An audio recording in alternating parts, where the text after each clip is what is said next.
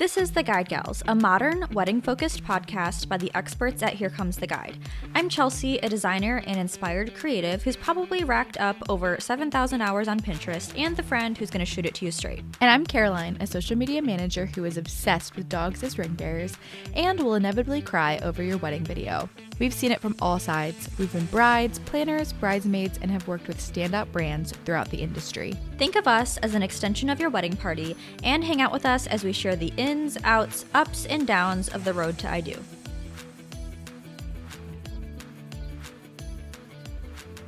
Hey everybody, welcome back to the Guide Gals podcast. Today we are talking all about red flags to look out for while you're wedding planning.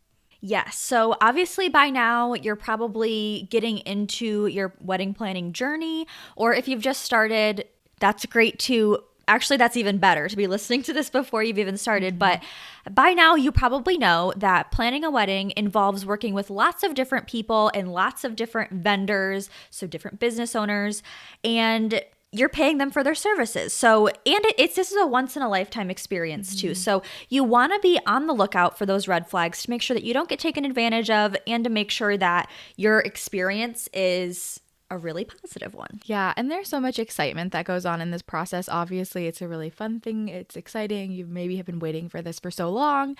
And it's easy to put on those rose-colored glasses and ignore some of these red flags, but it's really good to be cognizant of them because, yeah, we don't want you to get taken advantage. We want you to take these precautions and not be overly trusting. Yes, I tend to be overly trusting at times, but yeah, it is really easy to get taken advantage of in different situations. So as we go through these potential red flags that you could possibly see as you're planning your wedding, just make a mental note of these things, keep them in the back of your head, and always approach with caution, I would say. Yeah. And we're as excited as we are to get into some of these red flags. I'm also excited to know what is on the beverage menu today. Chelsea, what are we drinking? Yeah, for Chelsea, it's not anything revolutionary. It's home coffee in the same cup that I had in the last episode. I've started putting them in this, the insulated one, the to-go cup. I never drink my coffee fast enough. It always gets cold, so this is a completely not revolutionary life hack for you that you've heard of before. So, mine was an iced coffee. The ice has since melted. Before we even hit record, Chelsea and I just sit here and talk because we're really good at yapping. Yeah. So it has since melted, but it's really good. It is just a vanilla iced coffee, but it has real vanilla bean in it. So I don't know that. Oh no, there's a cat hair.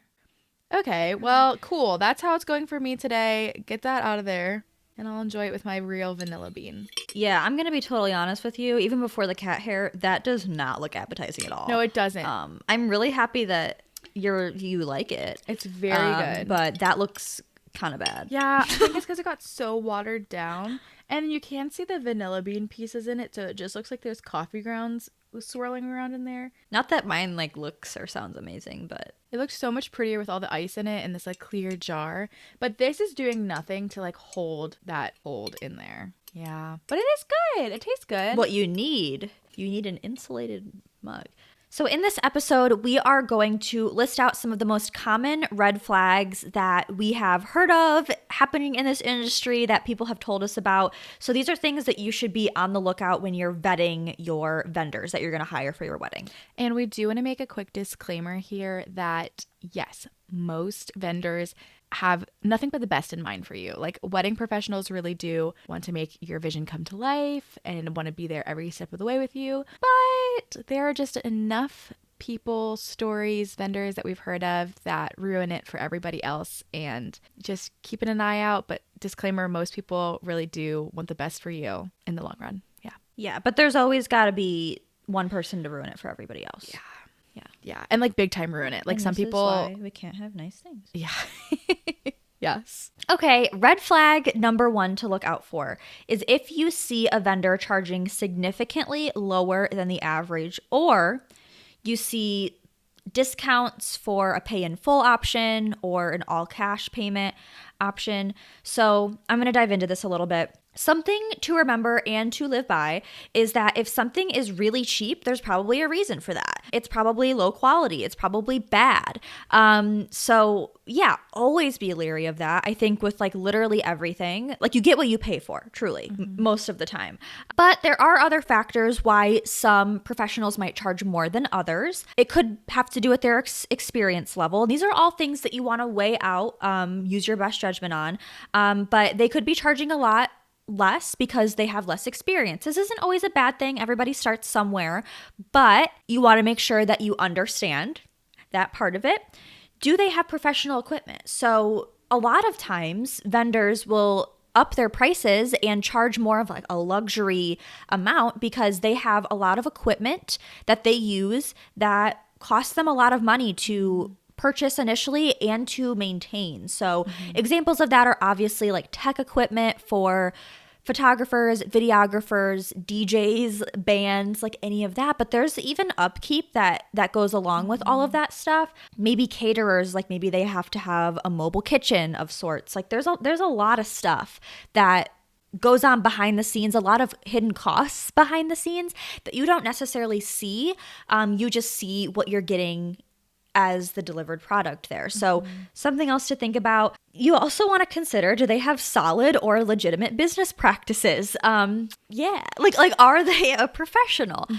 Once again, like take all of these things with a grain of salt, weigh them out, but moral of the story there, if something costs very little, there's probably a reason for that. And you might be saving yourself headaches and better off if you just pay a little bit extra. And then I know I mentioned those discounts that you might see for like a pay in full option or all cash payment option.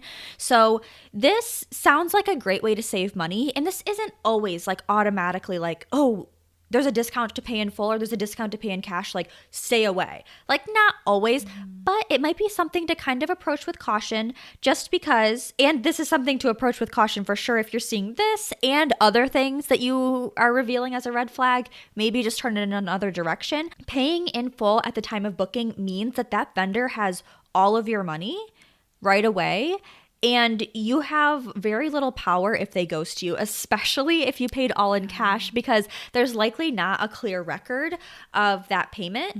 So it's very easy to get taken advantage of or scammed in that way. If you, pay all of the money up front, they might not actually be a wedding vendor. They might be a scammer or something. Yes. I mean, I would hate to think that that even could happen, but it's just something, like I said, make a mental note, keep these things in the back of your head because we have heard of these things happening to people.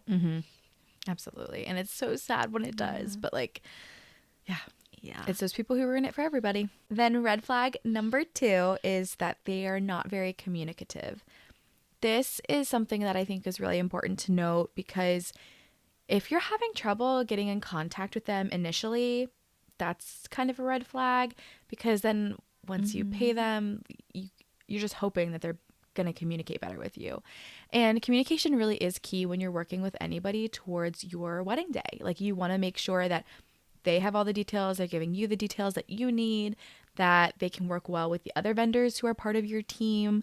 You want to be able to find a good communication method that works for you. Like if they only communicate through Facebook Messenger, like maybe that's not the best thing ever.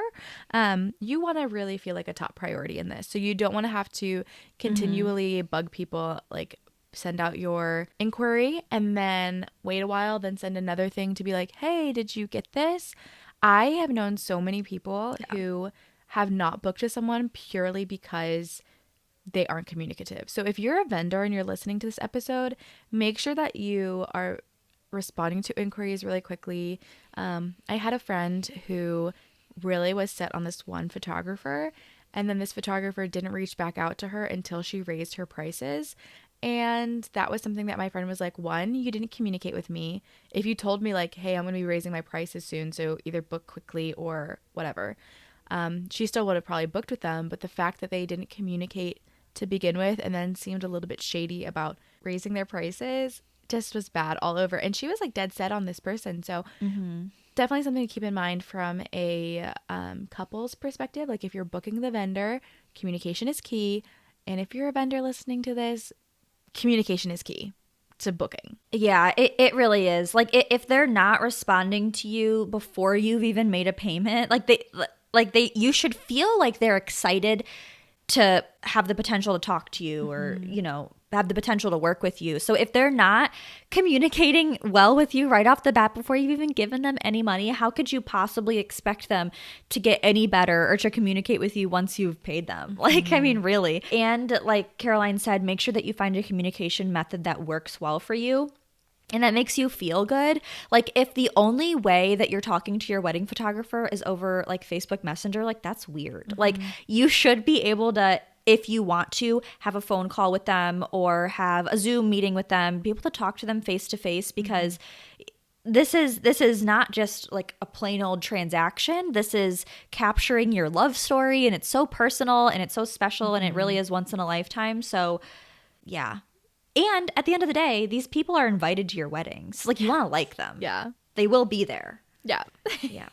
Okay, another red flag to look out for. This one might seem obvious, but like really, for real, make sure you're looking this up. No reviews or bad reviews. So, of course, everyone starts somewhere. Like I said before, someone might be a newer vendor and they might not have a ton of experience, or maybe they're a photographer who did family photography forever and now they just started a new business as a wedding photographer, and they're great. They're super talented. They have relevant experience, but maybe they don't. So yeah, I mean, there are cases where people might not have a ton of reviews out there, but you want to do your due diligence and you want to look for these things. So yeah, I mean, any business of any kind with not a lot of reviews out there at all, there's probably like a less than amazing reason for that. And then, of course, if you see a vendor and they have like really bad reviews, just walk in the other direction. Like, for real, don't just go away. You don't need to work with them. There's plenty out there, plenty of people that you can work with. And like I said, that might seem obvious, but sometimes people don't check for these things. Like sometimes you're on Instagram and you see this beautiful, I keep using photography as an example, but you see like all of this beautiful work and you want pictures like that. You want to make sure that you actually check all of those boxes, look for reviews. Because once again, yeah, every vendor, not every vendor, but a lot of vendors that you work with are going to be part of your wedding day. Yeah. So, Yeah. Okay. Red flag number 4 is that they don't have backup systems in place. While it sounds scary, it's always a possibility that any vendor that you book could get sick or have unforeseen circumstances come up. I know of some photographers who had to come up with backup plans because they got pregnant, and then whatever weddings they booked around the time that they were due, they had backup plans in place for everything. So experienced and professional vendors will have those backup systems in place. They will be thinking that far in advance, and they should share this information with you.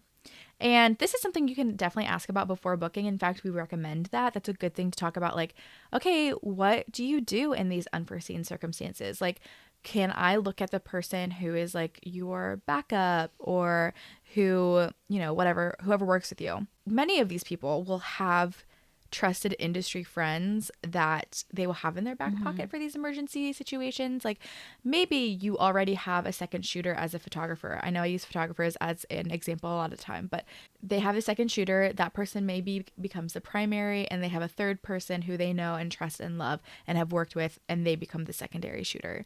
Or maybe you have a florist who something happens, they get injured, and they can pass off their work to somebody else who they know and love and can achieve a similar style. This is definitely something to be thinking about and asking about. And those people who are doing their job really well will already have thought through this. But good thing to chat about, because like I said before, communication is key. Just talk about those backup plans. Right. And I mean, it isn't, I mean, hopefully like you're, when you hire someone, you're counting on things to go to plan. So like the likelihood of them having some sort of emergency where they can't actually be there for your day it's probably pretty unlikely. But at the very least, you want the vendors that you're working with to be able to have some sort of answer for you if you ask a question about backups like that. Right. It would be a major red flag if you say like, do you have some sort of backup plan just in case there's like some emergency situation? And if they're, they come up blank and what do you mean? No, that's not a great answer. So Red flag number 5, I am so passionate about this one. They don't have a professional website. So my background is in branding and website design in the wedding industry too. So I'm like really passionate about having a great website. So vendors and business owners anywhere of any kind, take this as a piece of advice. Not having a website or having a website that's super out of date, like you haven't touched it in a long time, can make potential customers count you out immediately. I am one of those people for sure, but I do have probably like extra weight just because of like my like personal background, like working in that space.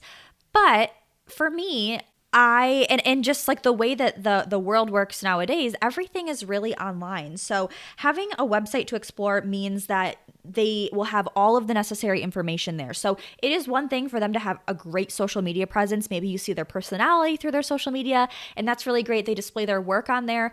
But you should be able to have a concrete place to reference for those important things like pricing and what their availability looks like. Do they travel for weddings? If you need them to travel, do they have travel fees listed? So this is where you'll be able to find all of those different details that you may not, probably can't find on social media.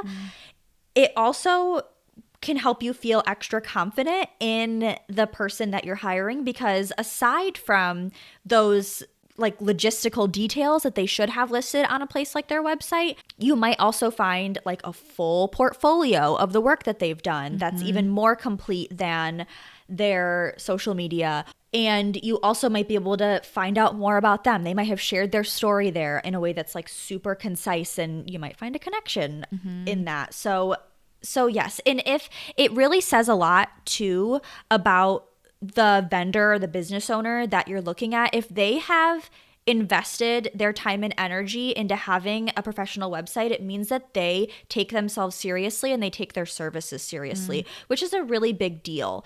So yeah, someone who has made this investment and has put the time into having a website in place that's up to date and represents them well, it's likely that you can count on them to do a professional job in like the work that they're delivering to you. So Yes. Kind of like what you were saying leads into the next red flag, which is there is no clear portfolio of their work. And I am excited to talk about this one because I know someone who's currently planning their wedding and booked their photographer because they had a website. Like that was like the only issue. Was like, oh, well, they have a website. And I was like, okay, check step 1. like that, yeah, step Look 1, further. that's good, but we should also look at their portfolio of work and really dig into that portfolio. Look at whatever they have on their website, look at whatever they have on Instagram. They are going to post the best of their work. They're going to post the best of the best. And if you've listened to some of our other episodes, you know that sometimes even when they post the best of the best and you look at their portfolio, they still might not have experience with indoor photography. They may not have experience with outdoor or what, like portrait photography or like whatever it is. If you're looking for something specific, make sure that they can do that. Make sure you look through that portfolio. Other things to look out for in this is to make sure it's recent work, not stuff that they did like 5-10 years ago. And honestly, I always think of looking at, just like Chelsea thinks about websites, I think about social media. I look at their social media as a portfolio of sorts. Probably because I'm a social media manager. Like I love this kind of thing. So that's like my realm of work.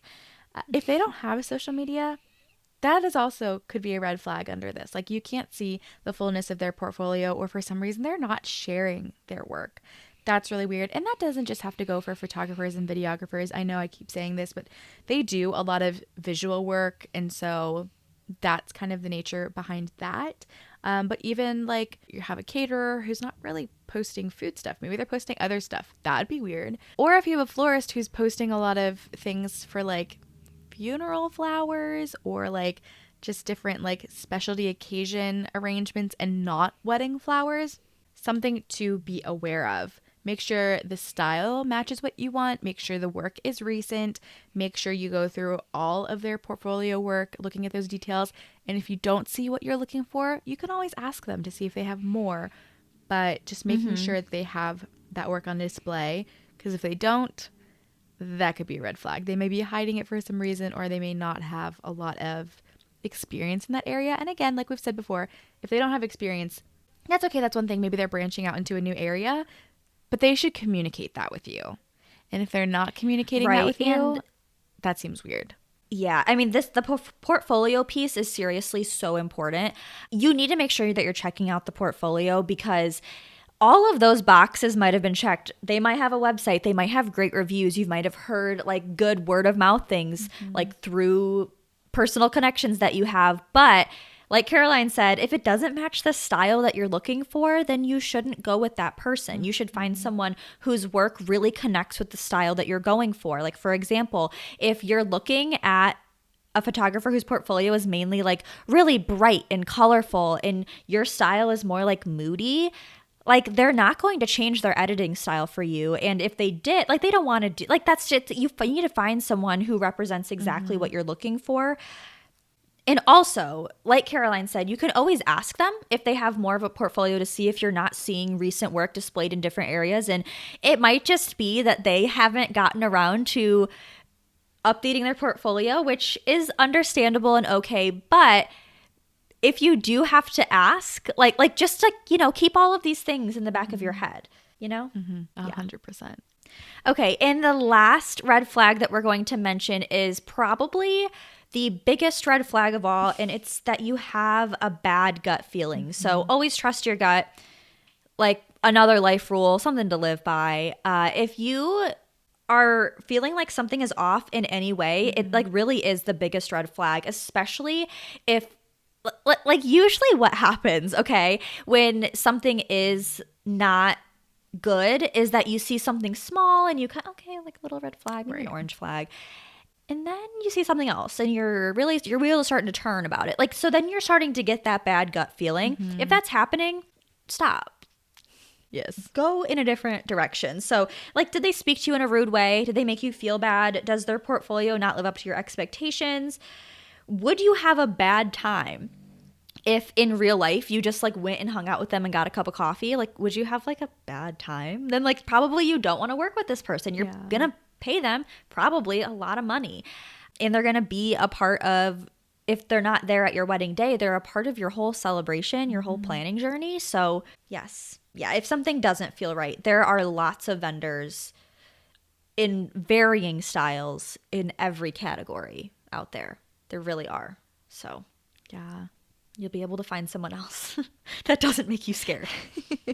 Yeah, and sometimes it's really hard to trust these gut feelings when you're going through this process, because likely this is the first time you have planned a wedding. And so it's hard to know what to expect, but that's exactly why we wanted to do this episode, to talk about some of these red flags.